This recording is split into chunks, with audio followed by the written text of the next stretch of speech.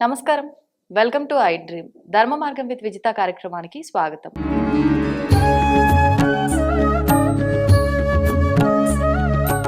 ప్రస్తుతం మనతో పాటు ఉన్నారు ప్రముఖ జ్యోతిష్య వాస్తు పండితులు, లలిత ఉపాసకులు శ్రీ శ్రీ శ్రీ నానాజీ పట్నాయక్ గారు. ఇప్పుడు గురుగారితో మాట్లాడి మరిన్ని విషయాలు తెలుసుకుందాం.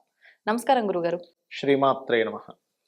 గురుగారు, సంక్రాంతి పండుగ రాబోతోంది. దీన్ని మనం పెద్ద పండుగ అని అంటూ ఉంటారు. అంటే దసరా 9 రోజులు చేసినప్పటికీ ఈ పండుగని పెద్ద పండుగ అంటారు సంక్రాంతిని. ఎందుకని? అండ్ 3 రోజులు ఆచరిస్తూ ఉంటారు. ఇంకొక విషయము, ఈ పండగకి మాత్రం డేట్లు మారవు, చాలా వరకు కూడా అవే డేట్లలో వస్తాయి. అంతే. లీఫ్ ఇయర్ వచ్చినప్పుడు కొన్ని సందర్భాల్లో 13th బదులు 14th లేకపోతే 12 వన్ డే జస్ట్ అంతే. ఎందుకని ఆ పండుగ యొక్క విశిష్టత?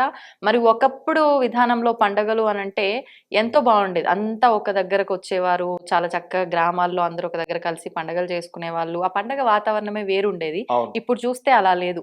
ఎందుకని ఈ విధానం ఇలా మారిపోయింది? మనం చేసుకుంటున్నామా, పరిస్థితుల రీత్యానా? వీటన్నిటి గురించి తెలియజేయండి. తప్పకుండా అండి. ఫస్ట్ ఆఫ్ ఆల్, సంక్రాంతి ఎందుకు ఎప్పుడు 13, 14, 15 ఈ తేదీల్లోనే ఎందుకు తిరుగుతుంది అంటే, అన్ని పండుగలు మనకి మాసము తిథితో సంబంధం ఉంటే ఈ పండగ మాత్రం రవి యొక్క సంక్రమణంతో సంబంధం కలిగి ఉంటుంది. అంటే ధనస్సు రాశి నుంచి మకర రాశిలోకి సంక్రమణం జరిగిన రోజు మకర సంక్రాంతి.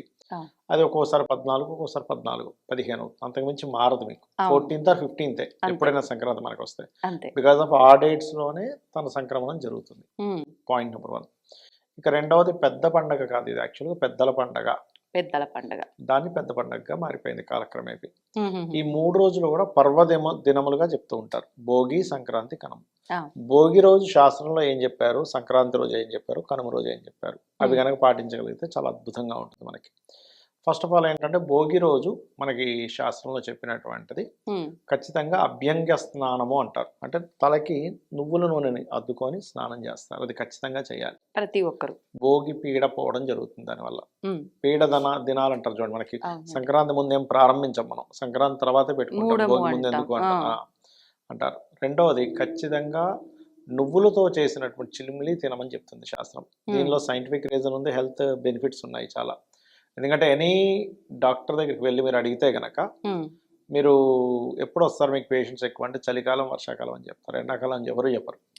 చలికాలం, వర్షాకాలంలో మనలో చాలా డెఫిషియన్సీ పెరుగుతూ ఉంటుంది. నువ్వుల్లో చాలా మంచి ప్రోటీన్స్ కానీ చాలా విషయాలు ఉంటాయి నువ్వుల్లో. అందుకని నువ్వులు తినాలి, నువ్వులు ఉండలు తినమని చెప్తారు. ఈ సీజన్ కి నువ్వులు కరెక్ట్. ఎగ్జాక్ట్లీ. చిన్నపిల్లలకి భోగిపళ్ళు పోస్తాం మనం. ఎందుకు భోగిపళ్ళు పోయాలి, భోగి రోజు ఎందుకు పోస్తాం భోగిపళ్ళు, సంక్రాంతి రోజు ఎందుకు చేయరు అంటే, ఇట్స్ వెరీ క్లియర్. ధనస్సు రాశిలో ఉంటాడు రవి. రవి ధనస్సు రాశి సంబంధం వచ్చినప్పుడు వాళ్ళకి దేవతా శక్తి ఎక్కువగా ఉంటుంది, ఒకటి. రెండవది, రవిశక్తి పెరుగుతుంది. సర్వసాధారణంగా చిన్నపిల్లలకి చూస్తే కనుక, మీరు చిన్నపిల్లలు చూడండి, వాళ్ళు గాల్లో చూస్తూ నవ్వుతారు, గాల్లో చూస్తూ గబుక్కుని ఏడుస్తారు, భయపడతారు. కారణం ఏంటంటే, దేవతలు కనబడుతుంటారు వాళ్ళకి. ఇలాంటి పిశాచాలు, నెగటివ్ ఎనర్జీస్ కూడా వాళ్ళని టచ్ చేస్తూ ఉంటాయి. అంటే దైవ శక్తులు, దుష్ట శక్తులు ఏవైనా రెండు టచ్ చేస్తుంటాయి, చిన్నపిల్లల దగ్గర కనబడుతూ ఉంటాయి. అవి కనబడ్డప్పుడు, దేవతా శక్తులు కనబడ్డప్పుడు ఏమో వాళ్ళు నవ్వుతుంటారు, ఆనందపడుతూ ఉంటారు. ఇవి వచ్చి ఏడిపిస్తూ ఉంటాయి. అందుకే వాళ్ళకి దిష్టి చుక్క పెట్టడం, కాళ్ళకి దారం కట్టడం చేస్తూ ఉంటారు. అటువంటివి దేవతా శక్తి ఎక్కువగా ఉండడం కోసం. ఎందుకంటే మకర రాశిలోకి రవి గనక వెళ్ళిపోతే ఆ 2 నెలలు కూడా శని రాశుల్లో సంచరించేటువంటి రవి చిన్నపిల్లలకి నెగిటివ్ ఎనర్జీస్ ఎక్కువ వచ్చేలా ఛాన్స్ ఉంటుంది. అందుకని భోగి పళ్ళు గనక పోస్తే ఆ భోగి పళ్ళు కూడా ఆదిత్య హృదయం చదువుతూ పోయాలి. అప్పుడు వాళ్ళకి రవి యొక్క శక్తి పెరగడం వల్ల, ఆత్మశక్తి పెరగడం వల్ల బ్యాడ్ ఎనర్జీస్ ఏవి, నెగిటివ్ ఎనర్జీస్ ఏవి చిన్నప్పుడు టచ్ అవ్వవు. అది కారణం మెయిన్ భోగి పళ్ళు పోయడానికి. ఇక భోగి మంట వేస్తాం.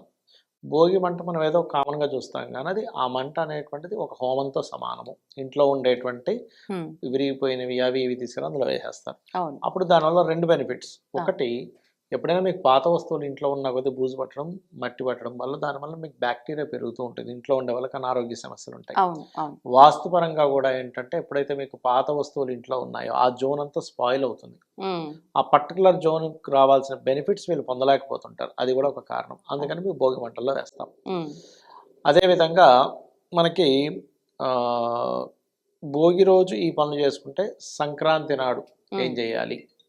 సంక్రాంతి నాడు ఖచ్చితంగా నలుగు పిండి పెట్టుకొని స్నానం చేయాలి. ఈరోజు నూనె పెట్టుకుంటే ఆ రోజు నలుగు పిండి పెట్టుకొని స్నానం చేయమని చెప్తుంది శాస్త్రం. ఇక రెండో పాయింట్ ఏమిటి అంటే ఖచ్చితంగా ఆ రోజు శివలింగం కనుక ఉన్నట్లయితే మనకి నెయ్యి 2 రకాలుగా ఉంటుంది. ఒకటి గడ్డగట్టింది ఉంటుంది, ఒకటి లిక్విడ్ లిక్విడ్ రూపంలో ఉంటుంది. గడ్డగట్టిన నెయ్యిని శివుడి మీద పెట్టి లిక్విడ్ రూపంలో ఉండేటువంటి నెయ్యితో అభిషేకం చేస్తారు ఆ రోజు. ఓహో! ఎందుకండి ఈ రోజు విశేషంగా సంక్రాంతి రోజు అభిషేకం? చేయాలి, ఆహా! అదొకటి చేయాలి. లలిత చదువుకోవాలి, విష్ణు సహస్రనామాలు చదువుకోవాలి సంక్రాంతి చేయటం నాడు. వల్ల అంటే ఈ రోజే విశేషంగా చేయటం వల్ల ఫలితం? కర్మకారకుడైనటువంటి స్థానాల్లోకి సూర్య భగవానుడు వచ్చాడుగా. హ్మ్. అవును. సూర్యుడు నారాయణ స్వరూపము, విష్ణు స్వరూపము, అమ్మవారి స్వరూపంగా చెప్తూ ఉంటారు, శివ స్వరూపంగా చెప్తూ ఉంటారు. హ్మ్.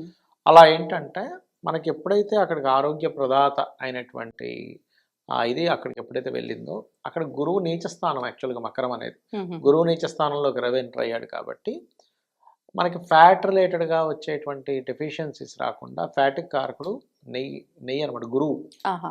అందుకని ఆ రకంగా చేస్తారు. ఈశ్వరుడికి మనం ఏదైతే సమర్పిస్తామో తత్ సంబంధించినటువంటి దోషం మనకు రాకుండా ఉంటుంది. ఓహో! అది అట్లాగే సంక్రాంతి రోజు ప్రత్యేకంగా వీటితో పాటు హ్మ్. ఇందాక నేను చెప్పినట్టుగా నలుగు పిండి పెట్టుకొని స్నానం చేయడము, ఆ. ఇవన్నీ ఒక ఎత్తు అయితే పెద్దలకి మన సంక్రాంతి అనే కాదు, ఎప్పుడైనా సరే మీకు రవి ఒక రాశి నుంచి మారేటప్పుడు సంక్రమణము అంటారు. అవును. మకర సంక్రమణం కాబట్టి మకర సంక్రాంతి అయింది.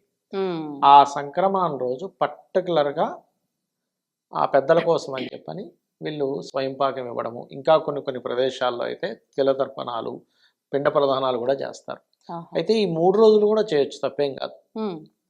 అవి ప్రధానంగా పాటించాలి. హ్మ్. అదేవిధంగా దద్దోజనాన్ని, పులిహోర ఇట్లాంటి నైవేద్యాలు పెడతారు. యాక్చువల్లీ ఇంట్లో వాళ్ళు తినడం కోసం అని కాదు, వాటికి నైవేద్యం పెట్టి వాటిని ప్రసాదంగా మనం స్వీకరిస్తాం. అవును. ఇవి మనం ప్రధానంగా చేయవలసినటువంటి సంక్రాంతి రోజు. ఇక మామూలుగా గాలిపటాలు ఎగరేసుకోవడాలు, ఈ హ్మ్. కోడి పందాలు ఇవన్నీ శాసనంలో ఉన్నవి కాదు, మనం సరదా కోసం చేస్తున్నటువంటివి. ఆహాహా! ఇక భోగి రోజు, కనుమ. కనుము, భోగి సంక్రాంతి కనుము కదా. ఇక మూడవది కనుమ రోజు కనుక చూసుకుంటే హ్మ్. కనుమల రోజు ఖచ్చితంగా మినుములతో ఏదైనా వంటకం చేసుకొని తినమని చెప్తారు. కనుమకి మినుములకి సంబంధం ఉంటుంది. అంటే మినప మినప హ్మ్. ఉండలు, లేకపోతే మినప వడలు, ఓహో! ఇవి ఎందుకనండి? మీకు హెల్త్ బెనిఫిట్స్ ఉంటాయి. ఆ రోజునే విశేషంగా. హ్మ్. అది కాకుండా మినపగారెల్ని మనం పెద్దవాళ్ళకి నైవేద్యంగా కూడా పెడతాం. ఇది హ్మ్. పిండ ప్రదానాలు ఆ! చేసినప్పుడు మామూలుగా చూడండి, ఇప్పుడు సంవత్సరీకాలు చేస్తారు, అప్పుడు కంపల్సరీ గారెలు వండుతారు, తెలుసా ఆ! మీకు? అవునవును. అది కారణం ఒకటి. ఇంకోటి ఏంటంటే మనకి ఈ పశువులకి, పంట పొలాలకి వీటికి కూడా ఆ రోజు పూజ చేస్తారు. పాడి అంటే పంట. పాడి పంట పూజ అంటారు, అది చేస్తారు. హ్మ్. అలాగే మనకి ధాన్యంతో ఇట్లాగా ఒకటి కట్టి ఊర్ల సైడ్ కడతారు అసలు యాక్చువల్గా హ్మ్. ఈ గుమ్మం ముందు. ఆహా! దాన్ని దాన్ని కట్టాలని చెప్తుంది శాస్త్రం. కానీ ఇప్పుడు మనకి సిటీలో ఎవరు దాన్ని ఫాలో అవ్వరు. అవును. ఇప్పుడు ఊర్లలో చేస్తారు ఆ యొక్క ప్రక్రియ అనేటువంటిది. హ్మ్. అయితే ఈ 3 రోజులు కూడా చేయవలసినవి మాత్రం ఖచ్చితంగా పితృదేవతారాధన, దేవతారాధన. హ్మ్. ఈ 3 రోజులు అంటే కొన్ని పర్వదినాల్లో పితృదేవతలు మనల్ని గమనిస్తూ ఉంటారు, వీళ్ళు మనకేమైనా చేస్తారేమో అని. అందులో ప్రధానంగా సంక్రాంతి. ఓహో! ఇవి గనక చేసినట్లయితే కర్మస్థానంలోకి రవి ఎంటర్ అవుతున్నందుకు హ్మ్.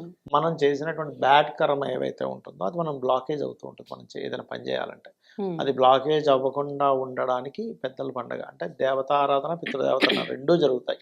ఆహాహా! ఇది చేసినట్లయితే లైఫ్ కూడా బాగుంటుంది. కొన్ని ప్రాంతాల్లో ఈ 3 రోజులే గాకుండా 4గో రోజు ముక్కనుమ అని గూడా ముక్కనుమ ఆ రోజు జరుపుతారు నాన్ అని. వెజిటేరియన్ వండుకొని తింటారు. ఆహా! నాన్ వెజిటేరియన్ ముక్కనుమ మాత్రం. ఆ రోజు ముక్కనుమ రోజు అదేంటే ముక్కలు ఆహా! తింటారనమాట ఆ రోజు. ఓకే. ఓకే. అది అయితే దానిలో కూడా మనకి చూస్తే గనక ఇదేంటి వీళ్ళు ఈరోజు మాంసం తింటారు ఏంటి అనుకుంటాం కానీ ఇప్పుడు ప్రోటీన్స్ ఉండేటువంటి ఫుడ్, అలాగే అదేదో మూల పరమాత్మ మూల దేవత ఎక్కడ అడగదు, హ్మ్. కిందుండే శక్తులకి ఇస్తారనమాట. ఇది ఆహా! శక్తులకి ఇచ్చి దాన్ని మరి ప్రసాదంగా స్వీకరించుకొని తింటుంటారు కొంతమంది. ఓకే. ఓకే. కనుమ అనేది మనకి ఒక్కసారే గాదు, మధ్య మధ్యలో గూడా ఇంకొక 3 కనుమలు ఏమో ఉంటాయి అని చెప్పి అంటుంటారు. అవును, అవును, వాస్తవమా అండి? అవునండి. అవి ఏ సందర్భాల్లో అది పర్టికులర్గా అవైతే ఎక్కువగా చేసుకోరు ఎవరు కూడా. చేసుకోరు? హ్మ్. మనం చేసుకునేది మాత్రం ఇదే. అది ఓకే. ఎవరికి పెద్దగా అవసరం ఉండదు కానీ హ్మ్. చేసుకునే వాళ్ళు చేసుకుంటారు అది. ఓకే. ఈ కనుమ రోజు ఎక్కువగా అంటే ప్రయాణాలు గూడా చెయ్యొద్దు అని చెప్తూ కాకి ఉంటారు. కనుమ రోజు కాకి కూడా బయలుదేరదు అంటారు. ఆ! కారణం ఏమిటంటే మీరు ఆ రోజు పెద్దలకి మిస్ అయినట్టే కదా, ఆ రోజు ఎక్కడికైనా వెళ్తే. ఆ! అంటే పెద్దలు స్వీకరించేటువంటి ఇది కాబట్టి మీరు ఎక్కడికి వెళ్ళకండి, ఇంటి పట్టునే ఇంటి ఉంటే పట్టునే ఉండి చేసుకోండి అని చెప్పడం దాని అర్థం.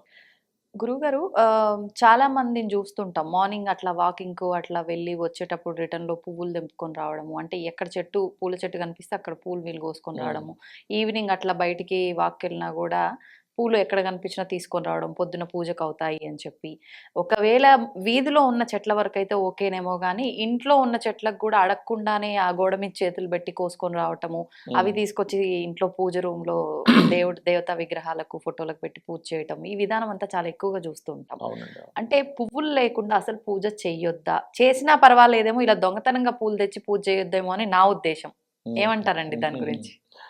అంటే యాక్చువల్గా నేను మన స్టూడియోలో చెప్పాను లేదు, ఒక ఇది ఉంటుంది, ఒక స్టోరీ ఉంటుంది దీని మీద.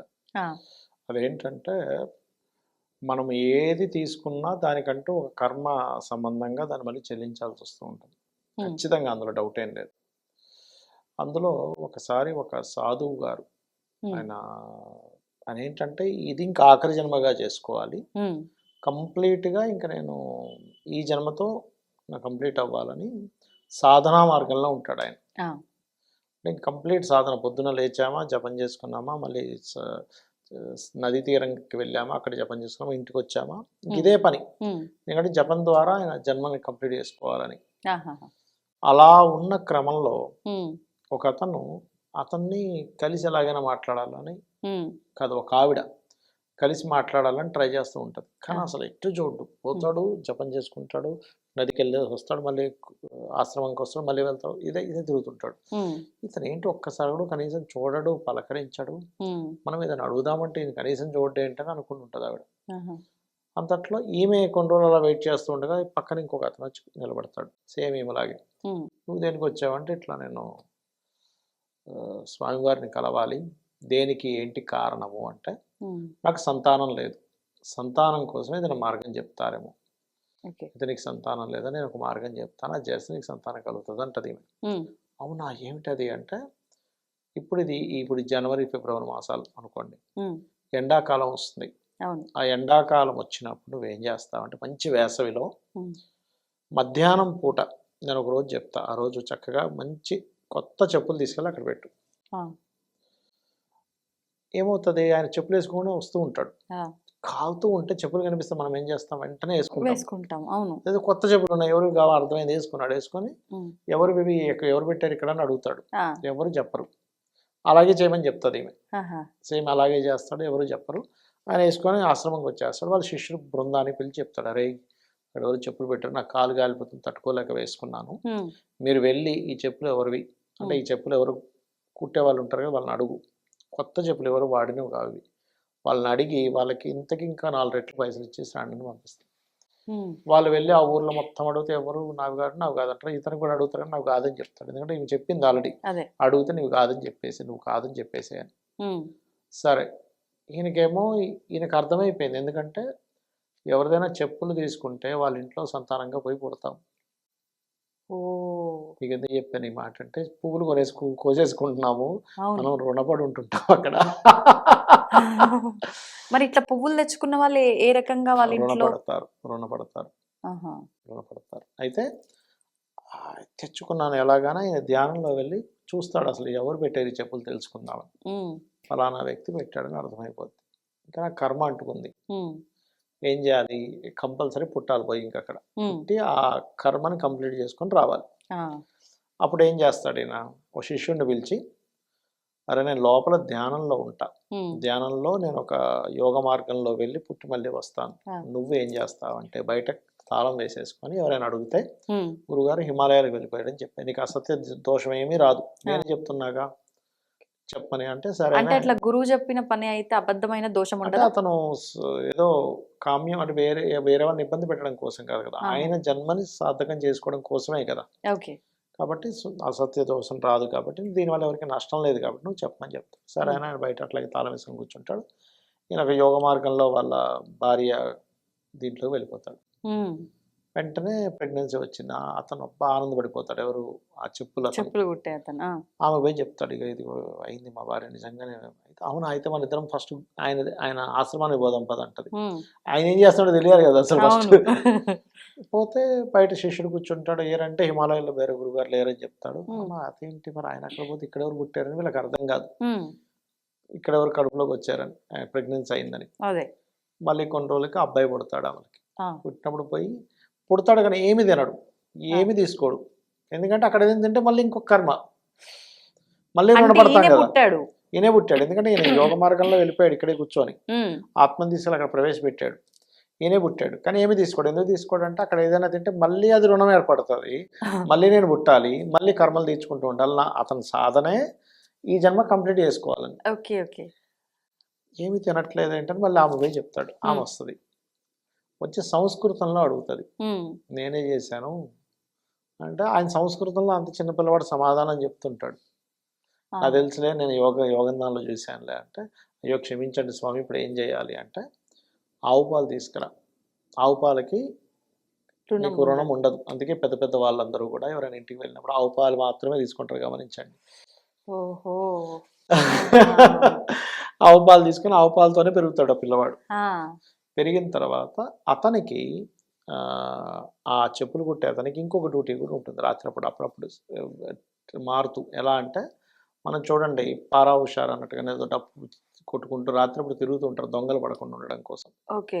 ఆ, ఒక రోజు ఏమవుతుంది, ఆయన గూర్ఖా లాగా. గూర్ఖా లాగా ఆ, ఆయన అంటే పాతకాలంలో డప్పు కొట్టుకుంటూ తిరిగేవారు. ఓకే. ఆయన ఫ్రెండ్ పిల్లల పెళ్ళికి వెళ్ళాల్సి వచ్చి, ఉమ్, అయ్యో ఎట్లాగ ఇప్పుడు ఇవాళ నాది డ్యూటీ పడింది ఎట్లాగంటే, వాళ్ళ భార్య అంటది, ఎందుకు మన అబ్బాయి ఉన్నాడు కదా, ఈ అబ్బాయి చేస్తాడులేండి మీరు వెళ్ళరండి అంటే, సరే చేస్తా అంటాడు.